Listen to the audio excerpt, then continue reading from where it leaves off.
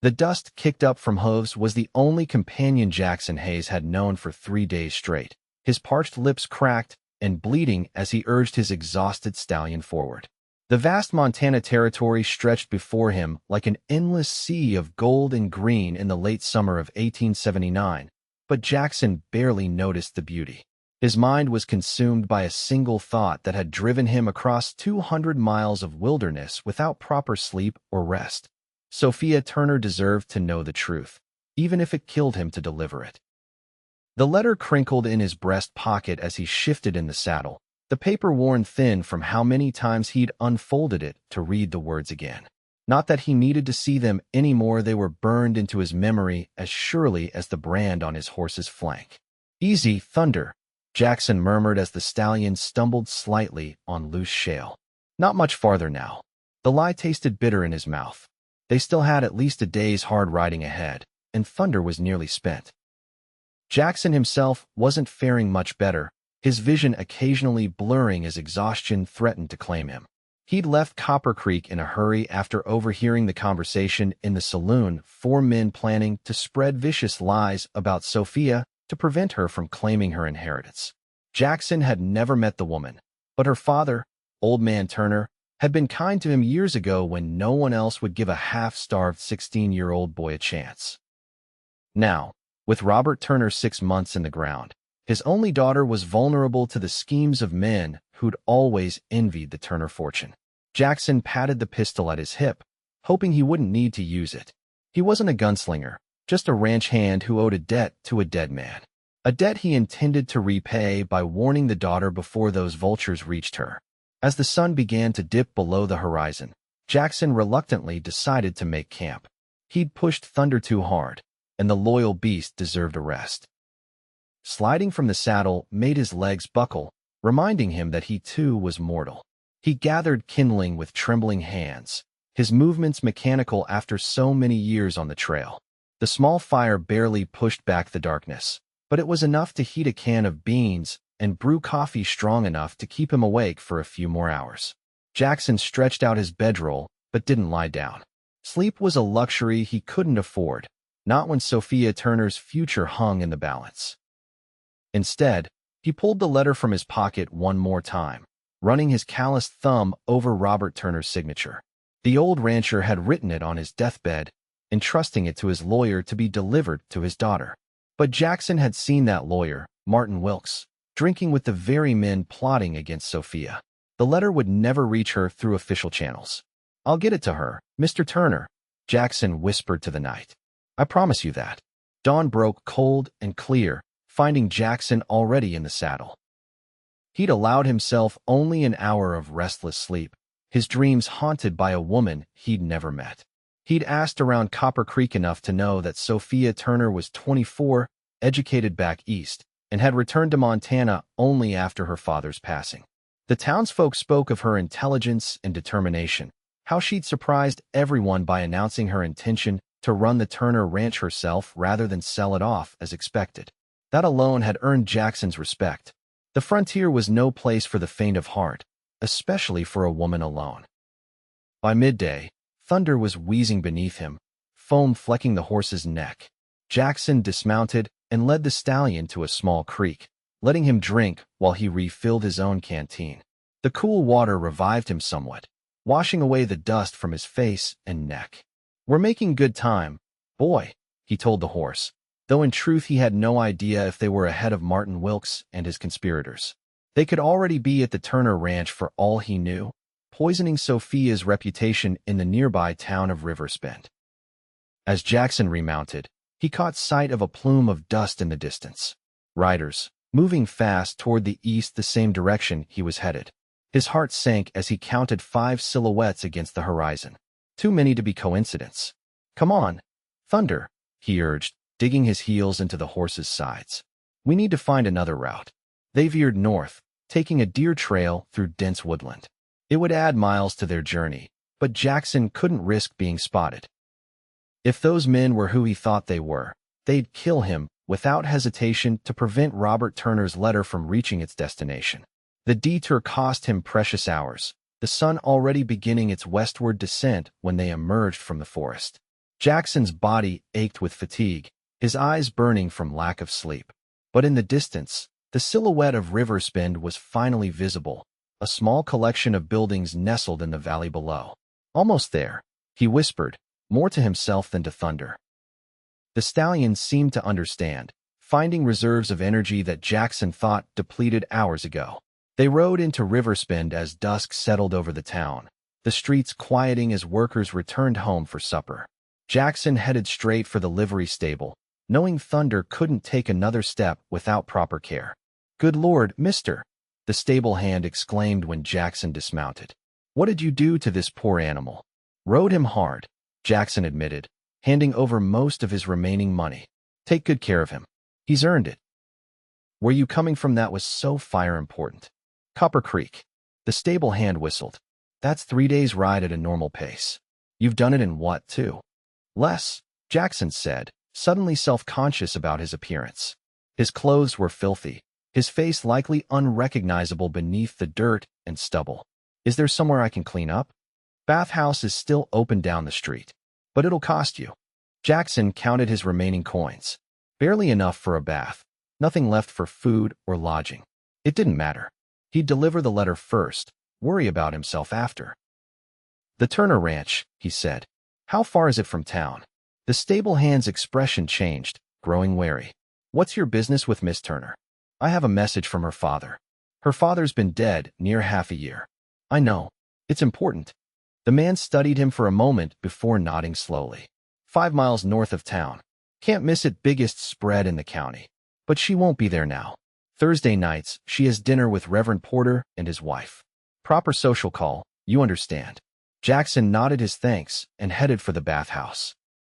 20 minutes later, he emerged somewhat presentable, his face clean and his hair combed back.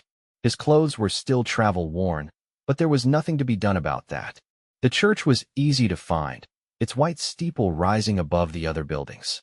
Jackson hesitated outside, suddenly aware of how inappropriate it would be to interrupt the social dinner.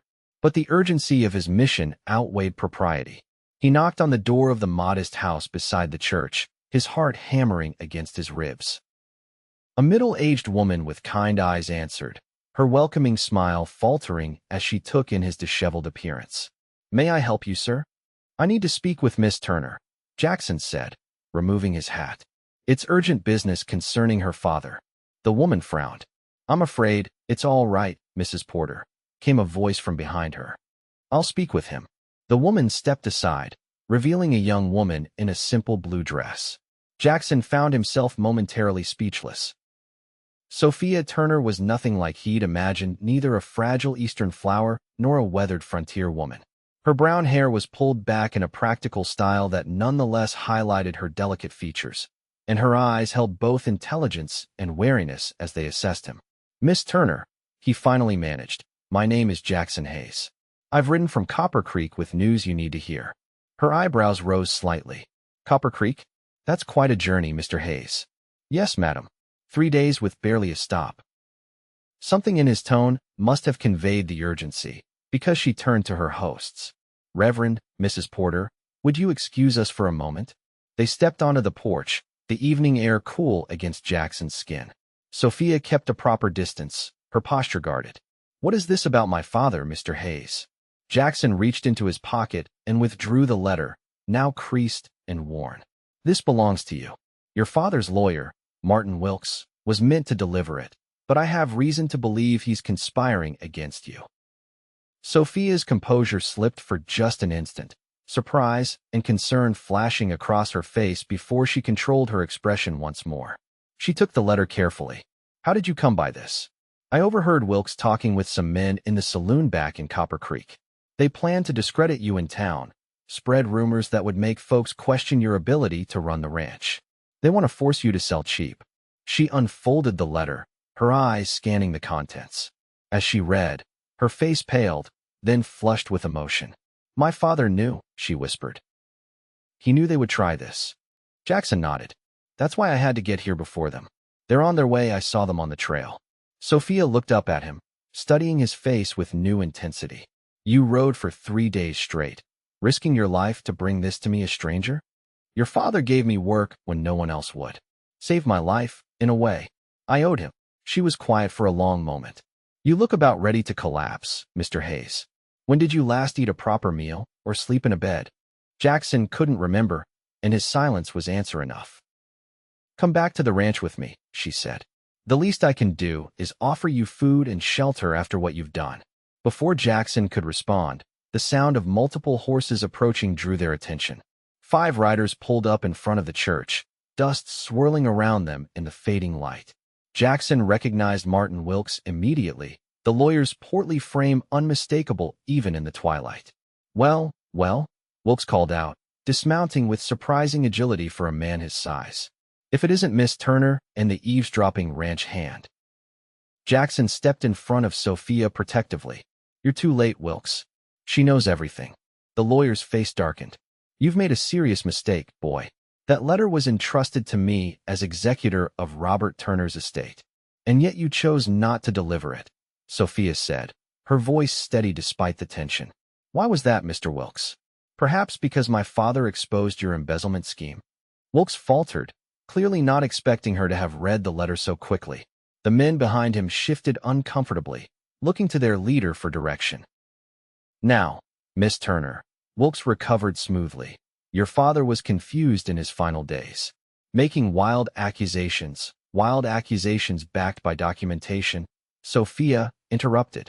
Documentation he sent copies of to his attorney and Helena before he died. The letter explains everything, including your plan to force me off my land. Jackson watched the exchange with admiration, impressed by her quick thinking.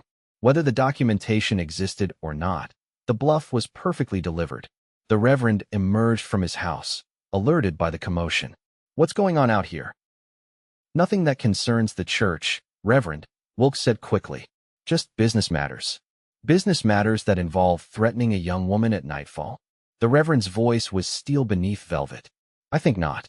Sheriff Adams is dining with us tonight. Perhaps I should call him out here. The mention of the sheriff changed the equation.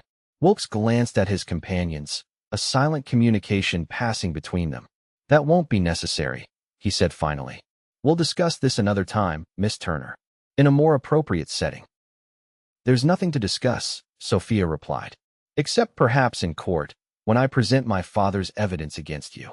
Wilkes's face contorted with barely controlled rage, but he mounted his horse without another word. His companions followed suit, and they rode off into the darkness. The Reverend turned to Sophia with concern. Are you all right, my dear? She nodded, though Jackson could see she was shaken. Yes, thanks to Mr. Hayes. He rode all the way from Copper Creek to warn me. The Reverend's gaze shifted to Jackson, assessing. Then we owe you our gratitude, young man. Come inside, both of you. After such excitement, I believe we could all use some fortification. Over a simple but hearty meal, Jackson explained everything he'd overheard in the saloon, while Sophia shared the contents of her father's letter, how he'd discovered Wilkes had been skimming from the ranch profits for years and feared the lawyer would try to manipulate Sophia after his death. I knew something wasn't right, she said. The ranch accounts showed less profit than they should have, but I couldn't prove anything without the records my father mentioned. Where are they? Jackson asked. According to the letter, hidden in his study at the ranch, behind a loose brick in the fireplace. Sheriff Adams, a grizzled man with thoughtful eyes, had listened to the entire story in silence. Now he spoke. Miss Turner, I'd be happy to escort you home and help retrieve those documents. If what you say is true, Wilkes won't give up easily. Thank you, Sheriff, she said. But I believe Mr. Hayes has already proven himself more than capable as an escort. Her eyes met Jackson's across the table, and something unspoken passed between them. The sheriff nodded, understanding. Very well. I'll ride out first thing tomorrow to take your statement and collect the evidence. Wilkes won't try anything tonight. He'll be busy covering his tracks. After dinner, Jackson found himself riding beside Sophia in her small buggy, Thunder tethered behind them. The night was clear, stars spreading across the sky like diamonds on black velvet. Jackson was exhausted to his bones, but somehow being in her presence gave him a second wind. Why did you really do it, Mr. Hayes? She asked after they had ridden in comfortable silence for a while. 3 days of hard riding for someone you've never met that goes beyond repaying a debt. Jackson considered the question, realizing he wasn't entirely sure himself. "Your father spoke of you often," he said finally. "How proud he was of your education, your spirit. He showed me your letters from Boston." "He shared my letters with a ranch hand?" There was no accusation in her tone, just curiosity. "I wasn't just any ranch hand," Jackson admitted. "After he gave me work that first time, I kept coming back. Whenever I was between jobs, he'd find something for me to do. Over the years, I guess I became something like, not family, exactly, but someone he trusted," she finished for him. "Yes, madam." "Sophia," she corrected gently. "After what you've done, I think we can dispense with formalities, Jackson." Her use of his given name sent an unexpected warmth through him. "Your father was a good man, Sophia. When I heard those men plotting, I knew I couldn't let them hurt his daughter. It was as simple as that." She studied his profile in the moonlight. "Nothing simple about riding yourself and your horse to exhaustion across dangerous country." "Maybe not," he conceded, "but it was the right thing to do." The Turner Ranch appeared ahead, a sprawling main house with several outbuildings spread across well-maintained land. Even in the darkness, Jackson could tell it was a prosperous operation. "Home," Sophia said softly. They stabled the horses and entered the house, where Sophia immediately lit lamps and headed for her father's study. Jackson followed, fighting the urge to simply collapse in the nearest chair. The study was exactly as Robert Turner had left it, books lining the walls, a massive desk dominating the room, and a stone fireplace on the far wall. Sophia went straight to it, kneeling to examine the bricks. "Here," she said after a moment, her fingers finding a loose one. "Help me with this." Together they worked the brick free, revealing a small cavity behind it. Sophia reached in and pulled out an oilskin packet. She unwrapped it with trembling hands to find a ledger and several folded documents. "This is it," she breathed, flipping through the pages. "Everything my father mentioned. Proof of Wilkes's embezzlement, falsified contracts, even a forged document with my signature, authorizing the sale of the ranch." Jackson whistled low. "He was planning to sell your land right out from under you. And with my father gone, who would have questioned it?" She closed the ledger, her expression hardening. "Wilkes has been my father's lawyer for 20 years. I trusted him completely. Men like that count on trust," Jackson said. "Makes their crimes easier." She nodded, then suddenly seemed to notice his exhaustion. "You're dead on your feet. Come, there's a guest room upstairs. You need to rest." Jackson wanted to protest, to insist on standing guard, but his body betrayed him. He could barely climb the stairs, each step requiring conscious effort. The guest room was simple but comfortable, with a real bed that looked like heaven to his trail-weary body. "Thank you," he managed. "No," Sophia said, standing in the doorway. "Thank you, Jackson Hayes. I don't know many men who would have done what you did." Before he could respond, she closed the door, leaving him to the first real rest he'd had in days. Jackson slept for 16 hours straight, his body demanding repayment for the abuse he'd put it through. When he finally woke, disoriented and stiff, sunlight was streaming through unfamiliar windows. It took him a moment to remember where he was and why. The smell of coffee and bacon drew him downstairs, where he found Sophia in conversation with Sheriff Adams at the kitchen table. They looked up as he entered. "The dead rises," the sheriff remarked with a smile. Miss Turner was beginning to worry she'd need to call a doctor. Jackson ran a hand through his hair, embarrassed. "I apologize for sleeping so long."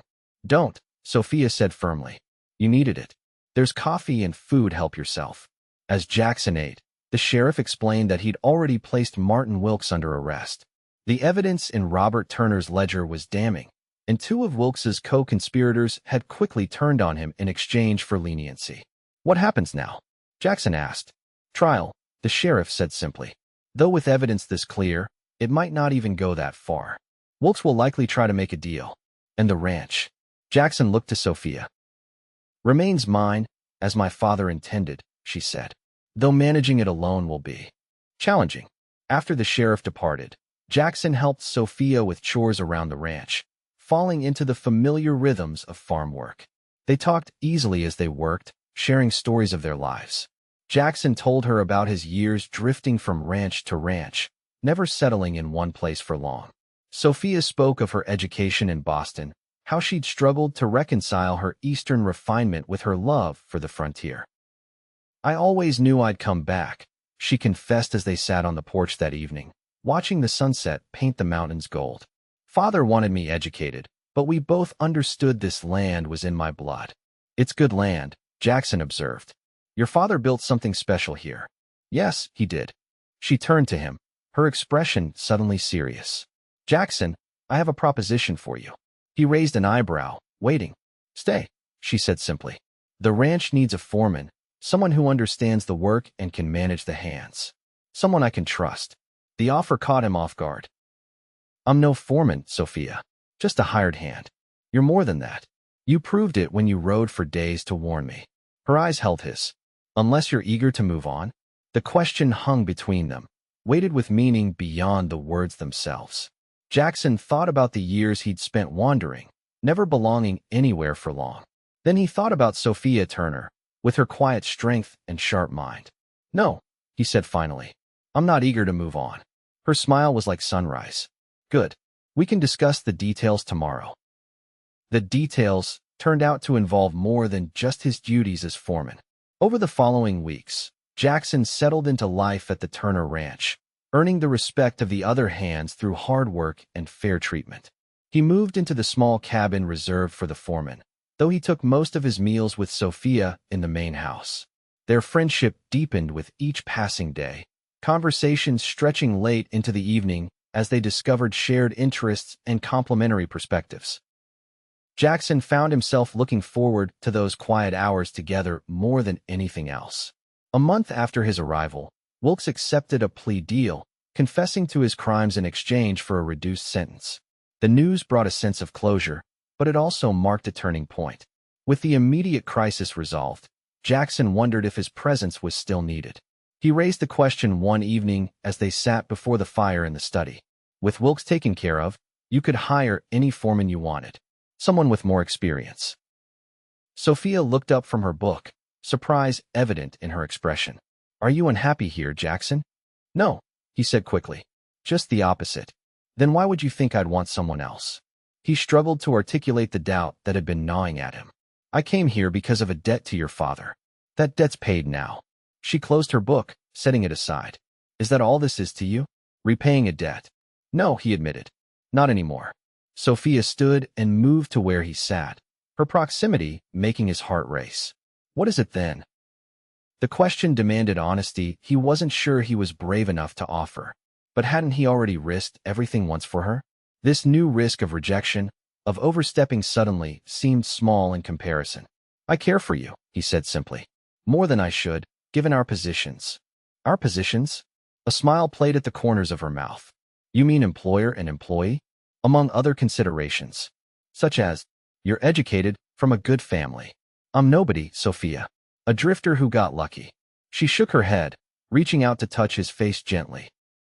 That's not how I see you, Jackson Hayes. I see the man who rode for days without rest, risking everything to help someone he'd never met, simply because it was right. I see a man of integrity, intelligence, and compassion, a man worth loving. The word hung between them, a declaration and a question all at once. Jackson covered her hand with his own, turning his face to press a kiss into her palm. I've never stayed in one place long enough to love someone properly, he confessed. I'm not sure I know how. Perhaps we can learn together, she suggested, her voice soft with emotion. I find myself equally inexperienced in matters of the heart. Jackson stood, closing the distance between them. Slowly, giving her every chance to pull away, he leaned down and kissed her. It was gentle at first, tentative, but deepened as she responded with unexpected ardor. When they finally broke apart, both breathing heavily, Jackson rested his forehead against hers. Are you sure about this? There will be talk in town. Let them talk, she said firmly. This is my life, my ranch, my choice. And I choose you, Jackson Hayes. The following months brought changes to the Turner Ranch, all for the better. Under Jackson's management, the operation became even more profitable. Sophia's business acumen combined with his practical knowledge created a partnership that was the envy of neighboring ranchers. Their personal relationship developed more slowly, both of them careful to build something that would last. They weathered the gossip in town with dignity, their actions eventually winning over even the most skeptical observers. As winter approached, Jackson found himself thinking about permanence for the first time in his life. One crisp November evening, after a successful cattle sale that had exceeded all expectations, he asked Sophia to ride with him to a spot overlooking the valley. The land stretched out before them, Turner property as far as they could see. It was beautiful country, made more so by the woman beside him. "I've been thinking," he said as they dismounted. "A dangerous pastime," she teased. "Indeed." He took her hands in his. "I've been thinking about names." Her brow furrowed in confusion. "Names. Hayes is a good name," he said. "Strong. But Turner Hayes has a certain ring to it. Or perhaps just Turner, if you prefer." Understanding dawned in her eyes. "Are you asking what I think you're asking, Jackson Hayes?" He dropped to one knee, still holding her hands. "Sophia Turner, I rode for days without rest to bring you a letter. Now I'm asking you to let me spend the rest of my life proving you're worth that, and so much more. Will you marry me?" Tears welled in her eyes, but her smile was radiant. "Yes," she whispered. "Yes." They were married in the spring, a simple ceremony in the same church where they'd first faced down Wilkes together. The entire town turned out, all previous objections forgotten in the face of their obvious devotion to each other. As they exchanged vows, Jackson reflected on the journey that had brought him here from a drifting ranch hand to a man with purpose, with roots, with love. All because he'd chosen to honor a debt to a man who'd shown him kindness years before. Later, as they danced at their wedding celebration, Sophia leaned close to whisper in his ear, "Was it worth it? The ride that nearly killed you." Jackson looked into the eyes of his wife, seeing their future reflected their children, growth, a legacy built together on land they both loved. "For you," he said, "I'd ride twice as far, and I'd do it all over again tomorrow if I had to." "Fortunately," she replied with a smile that still made his heart race, "you don't have to go anywhere. You're already exactly where you belong." And as the music played and their friends celebrated around them, Jackson Hayes knew with absolute certainty that she was right. After a lifetime of wandering, he had finally found his home not in a place, but in a person.